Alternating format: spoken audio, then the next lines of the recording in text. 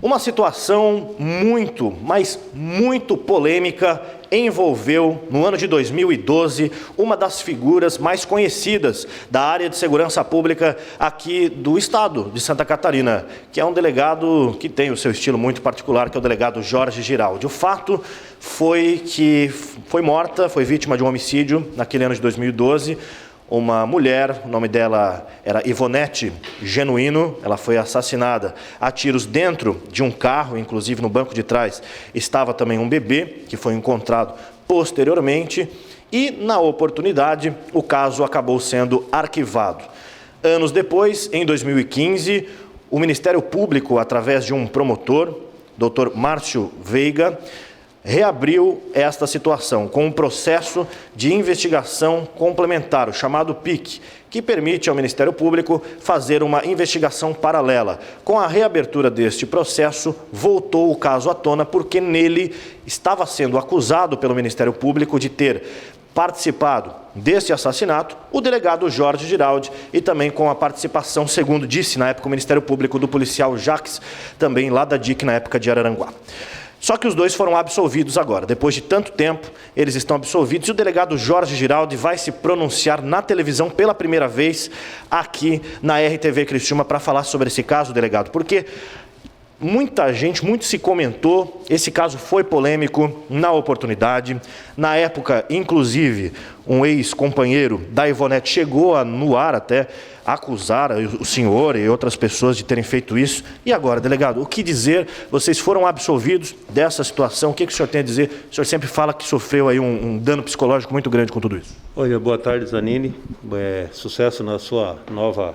retornou, né, a atividade aqui em Criciúma. É assim, ó, é uma mistura de alívio com revolta. A revolta é inimaginável. Foram 8 anos de uma tortura psicológica que se acirrou no ano de 2016, dia 1º de dezembro do ano de 2016, eu nunca esqueço, em que um promotor de justiça fez uma investigação desastrosa, eu diria assim, né? Criou uma situação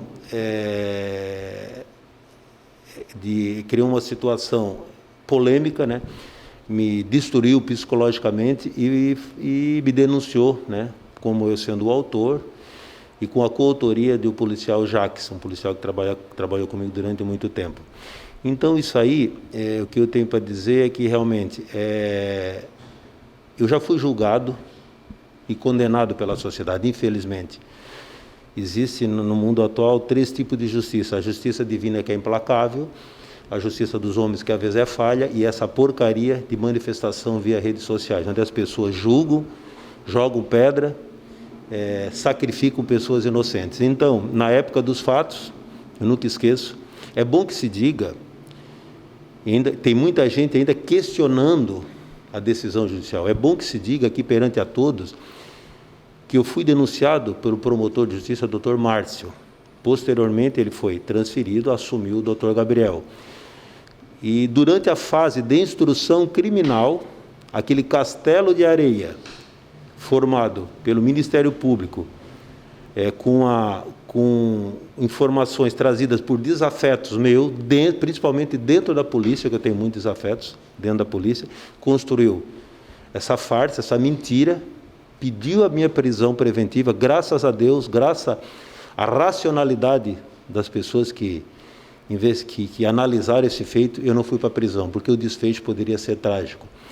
Eu sempre gosto de frisar, fazendo um parênteses, que há pouco tempo atrás, o reitor da Universidade Federal de Santa Catarina foi encarcerado durante um dia, psicologicamente abalado, dias após ele cometer o suicídio. Então, a intenção do promotor era me jogar na cadeia. Então, eu quero dizer que o meu processo foi analisado por 3 juízes de primeiro grau e o recurso de pedido de prisão que foi negado, tanto na primeira instância pelo Dr. Guilherme, também foi negado, né, a prisão pelo um tribunal colegiado, que é o Tribunal de Justiça de Santa Catarina. Então, não foi uma pessoa só que analisou o meu processo, foram vários juízes, passaram pela mão de vários juízes. O promotor Gabriel se manifestou pela impronúncia, em face de que realmente não há qualquer indício, qualquer provas de que eu tenha praticado o crime, porque eu sou inocente, e muito menos o policial Jacques, que estava comigo aquele dia a trabalho. Graças a Deus, Se o promotor de justiça, ele não fosse parcial naquele momento, se ele realmente quisesse fazer, aplicar a lei e investigar, ele deveria ter me chamado no fórum para me prestar declaração, não me levar coercitivamente. Eu diria em todos os locais que eu estive naquela noite eu estava trabalhando. Existe uma lei da física em que uma pessoa não pode estar em 2 locais ao mesmo tempo. Eu estava trabalhando. Eu consegui provar durante a instrução criminal os locais que eu estive, com quem eu conversei e qual o período que eu retornei para casa. Então, se baseou em fatos, ilações e com um ingrediente maldoso de agentes da Polícia Civil da ativa e aposentados que eu sei, pessoas que queriam ver eu preso, diríamos assim na gíria popular, queriam ver o delegado Jorge amargar na cadeia, inocentemente. Então, por isso que eu digo, é muito perigoso o que se faz hoje em dia nas redes sociais, esse pré-julgamento. O Ministério Público, ele não é Deus, ele é titular da ação penal. Quem vai julgar é o juiz. Tanto é que ele pediu a minha prisão, pediu busca na minha residência, e foi negado pelo judiciário, e também, não contente, recorreu ao 2º grau, também teve seu pedido negado. Então, graças a Deus que eu não fui para a cadeia, porque o fim poderia ser trágico. A pessoa que está abalada psicologicamente, Zanini, ela pode cometer qualquer ato. Quando as pessoas na rua falam para mim, eu sei que tu passou, eu digo, não, tu não sabe o que eu passei, tu imagina que só quem passa esse abalo psicológico, não sofre só a pessoa que é julgado, que é pré-julgado, sofre os filhos, sofre a família e sofre as pessoas próximas. É um sofrimento que não tem recuperação. O psicológico da pessoa, eu vou ficar com a marca de assassino pelo resto da vida. Isso eu sei disso, estou consciente disso. Então, até hoje, apesar desse desfecho favorável e justo, né, de pessoas racionais que analisaram o meu processo, graças a Deus isso foi arquivado. Conta a história pra gente aí do álibi, que seria um palito de picolé. Como é que foi isso? É assim, naquele dia nós estávamos, eu conversei, tudo que eu estou dizendo aqui está nos autos, né? Naquele dia, durante o período da tarde, eu conversei com a Ivonete, ela foi na delegacia, eu paguei a pensão alimentícia. No final da tarde, eu cobrei a ela que ela viesse, eu vou retornar essa delegacia, que ela morava próximo, me trouxesse a certidão de nascimento da menina, que eu iria a Florianópolis no dia seguinte fazer um curso, que está nos autos, e ela não trouxe. Então eu liguei no final da tarde e disse, olha, se tu não puder trazer, até agora, tu deixa aqui na delegacia, que mais tarde, que amanhã de manhã, quando eu for trabalhar, quando eu for para Florianópolis, eu levo para fazer a carteirinha do SC Saúde. Naquela noite eu liguei para o policial Jacques, ele estava na delegacia nas escutas telefônicas, num grampo telefônico. Vamos até o Morro dos Conventos, atrás de uma pessoa foragida da Justiça, que eu tinha informações que estaria por ali, uma ordem de prisão vindo da Polícia Federal. Na ida para o Morro dos Conventos, passei pela minha cabana no balneário Arroio do Silva, onde eu costumo passar, porque uma vez já invadiram, já atearam fogo, costumeiramente passava por lá, fui até o Morro dos Conventos. Estive no restaurante que eu frequento, não foi uma coisa casual, aquele restaurante eu frequento há anos. Tomei uma água e pedi um picolé, e por coincidência, né, do destino, eu terminei de chupar o picolé, o palito era premiado. Bom, aí o dono do restaurante, que é meu amigo, Jorge, quer esse outro picolé? Não, eu vou deixar esse aqui, guardar para dar para o meu filho, que era pequeno, para dar para ele, para dizer que existe picolé premiado que ele não tinha visto. Desci até a parte baixa do Morro dos Conventos, conversei com o informante, fiz uma ronda próximo à balsa, eu retornei para Aranguá, fui até o bairro Baixadinho e fui para casa. Disse todos os passos que foram confirmados por pessoas, com testemunhas, né? Testemunhas, pessoas honestas, realmente pessoas que merecem crédito, que elas confirmaram esse fato. Falei ao promotor de justiça do instrução criminal, para quem eu liguei, com quem eu conversei aquela noite. O Jacques me deixou em casa e foi para casa. Esse foi o meu itinerário naquela. Eu estava trabalhando. Como eu deixei bem claro na instrução criminal, não foi aquela vez que eu saí para trabalhar à noite. Todos sabem do meu estilo de trabalho. Meu estilo é de rua. A maioria das prisões que eu fazia na região de Aranguá, eu fazia à noite, e às vezes ser mandado. Eu fazia levantamentos à noite, que é mais prático para a gente trabalhar. Então foi essa a minha ida. Simplesmente me acusaram de eu ter saído com ela naquela noite e ter praticado esse crime bárbaro, que eu acho que é um crime por demais hediondo. Então, eu não fui acusado de ter xingado alguém, eu não fui acusado de ter agredido fisicamente, eu fui acusado de ter executado sumariamente uma pessoa dentro do veículo e deixado a minha filha aos mosquitos. Isso eu nunca faria. Eu tenho 4 filhos, eu sou divorciado, tenho 4 filhos, eu trato todos a eles até hoje, ajudo todos. E para referendar mais a mentira criada nessa denúncia, a motivação do crime. Todo mundo sabe que uma pessoa que mata alguém tem um motivo, uma dívida, uma desavença familiar, uma situação amorosa. Aí o promotor inventou, o promotor de justiça inventar uma suposta gravidez da vítima, que não há qualquer comprovação, e de que eu não pagava pensão alimentícia, que eu estaria indignado com a pensão alimentícia. Na época ele disse que o senhor teria até mandado uma mensagem para ela tirar essa criança. Isso nunca aconteceu? Então? Nunca aconteceu. Não existe nos autos qualquer mensagem que fale de tirar a criança de aborto, de coisa dessa natureza. Ele se valeu de uma declaração de uma pessoa que teria dito que ela saiu para se encontrar comigo.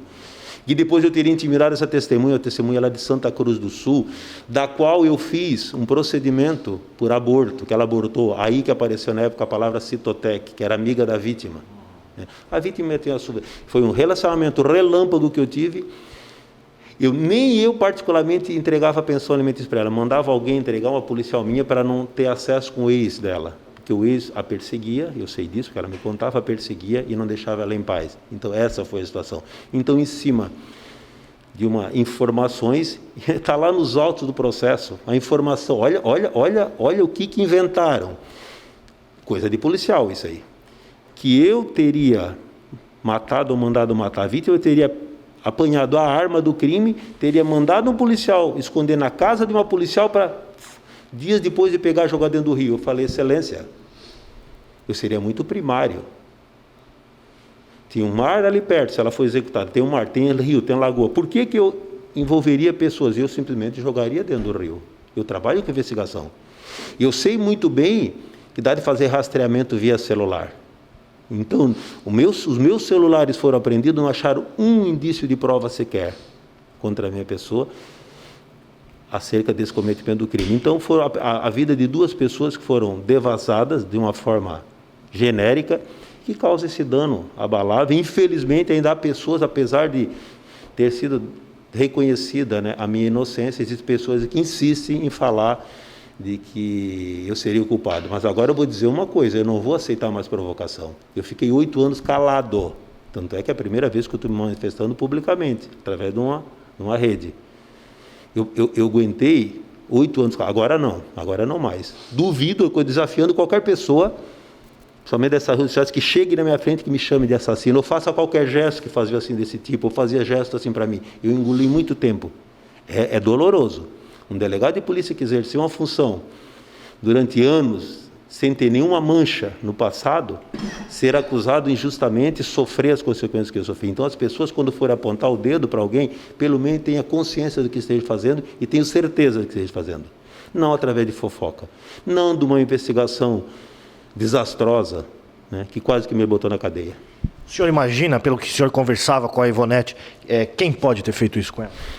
Eu não imagino quem possa ter feito, mas eu tenho quase certeza, está lá nos autos, quem quiser acessar, que eu seria a vítima. Ela era uma emboscada, era uma isca para mim. Eu tenho plena certeza disso. Porque lá próximo ao local acharam armas no mato, na nova herradura que fizeram. Então, na minha concepção, o tráfico de droga está por trás disso, tenho certeza disso. Eu causei muito prejuízo aos traficantes, prejuízo financeiro, como eu causo aqui em Criciúma, né? É um tipo de criminoso que eu gosto de combater, porque ele destrói famílias. Então, eu tenho certeza que ela seria uma isca e eu seria o alvo principal. Eu iria morrer. Graças a Deus eu estou vivo, graças a Deus a minha filha está viva, né? Que estava lá toda mordida de mosquito. E quem tem uma família, que eu vim de uma família de 10 irmãos, eu já carreguei filho meu no braço, numa maternidade, para entregar na mão da mãe, nunca iria fazer, nunca iria matar uma pessoa e muito menos deixar uma criança abandonada durante uma noite, ou quanto tempo que ela ficou lá no mato. O senhor, na época, foi afastado das suas funções em Araranguá e o povo se manifestou muito para que o senhor voltasse a trabalhar na cidade de Araranguá. Agora, com essa absolvição, delegado, o senhor fica em Criciúma? O senhor pretende voltar para lá? Olha, eu fui abandonado pelo Estado. Esse Estado opressor que nós temos me abandonou. A Polícia Civil me abandonou. Os delegados de polícia se afastaram. Eu digo isso, que quando que eu fui transferido para Criciúma, houve uma manifestação do movimento de mulheres, não sei do que aí, capitaneada por uma deputada, que não sei de que partido, mas parece que é de esquerda. Mandaram um documento já pré-julgando, mandaram um documento para Florianópolis para que impedisse que eu viesse trabalhar em Araranguá, em Criciúma. Eu, descontente com isso, fui trabalhar em Turvo. Comecei a trabalhar, porque era a minha forma de reagir a esse mal que me fizeram, era trabalhando. Fui promovido para Criciúma, vim trabalhar no primeiro EP. Saiu uma nota na imprensa, do Adelor Lessa, no jornal, lá na época, não sei se era Tribuna, dizendo assim: delegados estão contra a vinda do delegado Jorge para Criciúma. Olha o pré-julgamento. Em momento algum, o Estado de Santa Catarina, a Polícia Civil me forneceu uma psicóloga para acompanhamento. Nunca. Ninguém me ligou. Hoje, eu não converso com muitos delegados de polícia que não merecem nem a minha atenção, nem o meu bom dia. Eu fui simplesmente abandonado pelo Estado de Santa Catarina, abandonado pela Polícia Civil. Eu fui blindado por esse promotor de justiça. Ninguém se aproximava de mim, eu era o maior bandido do mundo. Tanto é que lá na comarca de Araranguá, ele andava com 3 ou 4 seguranças, esses policiais militares à paisana, ficavam vigiando a minha casa. Esses pitbull sem farda, que eu digo muito aqui, eu sou muito claro para falar, vigiando a minha casa, seguindo policiais meus, tem ocorrência policial, fotografando, esperando no momento certo para me querer prender se saísse o mandado de prisão. É vergonhoso o que fizeram comigo. Eu sei disso, eu estou falando aqui abertamente, está lá nos autos. Então, um promotor de justiça desse que andava com capangas, o que tinha medo do quê? Eu não ia investir. Se ele tinha vontade de que eu retrucasse aquele mal que ele me fez indo para a imprensa e me taxando como o pior assassino de Araranguá, eu não fiz isso, eu fiquei calado até hoje. Agora eu falo, eu fiquei calado até hoje. Foi uma vingança pessoal. Eu tive um desentendimento muito forte com esse promotor de justiça dentro do seu gabinete. Quando ele queria avocar um inquérito policial, eu disse: senhor, não tire esse inquérito policial da minha mão, só se for com uma ordem judicial, porque simplesmente eu não vou entregar esse por outro delegado por vontade sua. Isso magoou muito. Porque promotor de justiça não é Deus, ele é titular da ação penal. Ele não determina, quem determina é o juiz. Graças a Deus que o meu processo foi analisado por um promotor coerente, que analisou parcialmente. Ele foi imparcial. O promotor que me denunciou não foi parcial. Ele se valeu de ex-policiais, policiais da ativa, que eram o meu desafeto, que inventaram uma história, criaram uma história. Durante a minha instrução criminal, eu perguntei: por que nunca fizeram um teste de balística da minha pistola e do meu revólver que eu uso pessoal? Por que nunca fizeram isso? Me tiraram a arma na época. Tiraram a minha arma. Eu fiquei desarmado. Por que não fizeram um teste de balística? Não tem nos autos. Não tem nada que prove que eu estava no local do crime naquele dia. Existia uma ERB, é lógico, estação radiobase. Eu passei em direção ao Morro dos Conventos. É próximo ao local onde ela foi morta. Agora, eu não estava no local onde ela foi morta. Não se há de confundir as pessoas próximo ao local e no local. A estação radiobase, ela dá um segmento aonde tu esteve. E eu trabalho com investigação, eu sei como é que funciona. Né? Eu sei como é que funciona a monitoramento via telefone, como é que se busca informações no telefone celular. Eu fui com o meu celular porque eu estava a serviço naquele dia. Fui com o meu celular ligado. Eu não fui para cometer crime nenhum naquela noite, como eu fazia em todas as vezes. Então, se esse promotor de justiça tivesse chamado para prestar depoimento, teria explicado todo, ele ia atrás das pessoas com quem eu conversei naquela noite, não teria nem denúncia. Eu não precisaria passar por esse constrangimento todo. Durante a instrução criminal foi visto o contrário, nada daquilo era verdadeiro. Graças a Deus, tem muita gente que critica. Hoje, o Supremo Tribunal Federal derrubou aquela figura da condução coercitiva. Durante a Operação Lava Jato, era um festival de condução coercitiva para aparecer na mídia. Infelizmente, tem muitas pessoas que gostam de se autopromover, até politicamente, em cima da investigação criminal. Investigação criminal é uma coisa séria, está levando pessoas para a cadeia. E esse promotor queria que eu apodrecesse na cadeia, tanto é que ele pediu a minha prisão, não contente, foi ao Tribunal de Justiça pedir a minha prisão e foi negado. Graças a Deus que eu fui, esse fato foi analisado por juízes, pessoas que realmente são imparciais, realmente eles são imparciais, eles analisam os fatos, né? E ali houve ele queria talvez uma promoção pessoal em cima do delegado de polícia, talvez seja isso, eu até vejo isso, porque não podia ter feito aquele estardalhaço todo. O promotor de justiça denuncia todo dia eles fazem denúncia. Em cima de mim fizeram um carnaval, sem qualquer prova é realmente contundente, prova que dissesse que eu seria o autor desse crime. Mas voltando à minha última pergunta, que o senhor não me respondeu ainda, a ideia é ficar aqui em Criciúma ou, de repente, voltar para trabalhar em Araranguá? Olha, eu gostaria de voltar para trabalhar em Araranguá, né, para sair de cabeça erguida, porque aquela cidade me acolheu muito bem. Né? Os poucos que tem lá que me condenam são marginais, pessoas que realmente que não tem essa moral, não tem qualquer tipo de moral para falar de alguém, pessoas desqualificadas. Eu fiz um pedido, só que eu sou um delegado especial, delegado de final de carreira, então está sendo difícil essa minha transferência para DIC de Araranguá. Eu queria voltar para DIC de Araranguá, porque eu quero deixar bem claro, eu comandava na época a DIC de Araranguá, Central de Polícia, sozinho. Hoje são 2 delegados, um na DIC e na Central. Eu trabalhava e trabalhava bastante. Eu resolvi crimes e crimes. Então, essa intenção agora não depende de mim, depende da cúpula da Polícia Civil e depende... Mas, por enquanto, eu vou permanecer aqui em Criciúma, trabalhando frente à Divisão de Repressão a Entorpecentes, que eu gosto muito de fazer, e vou continuar trabalhando até o momento que eu resolver deixar a minha carreira policial. Eu já tenho tempo suficiente para aposentadoria e daí eu vou viver a minha vida.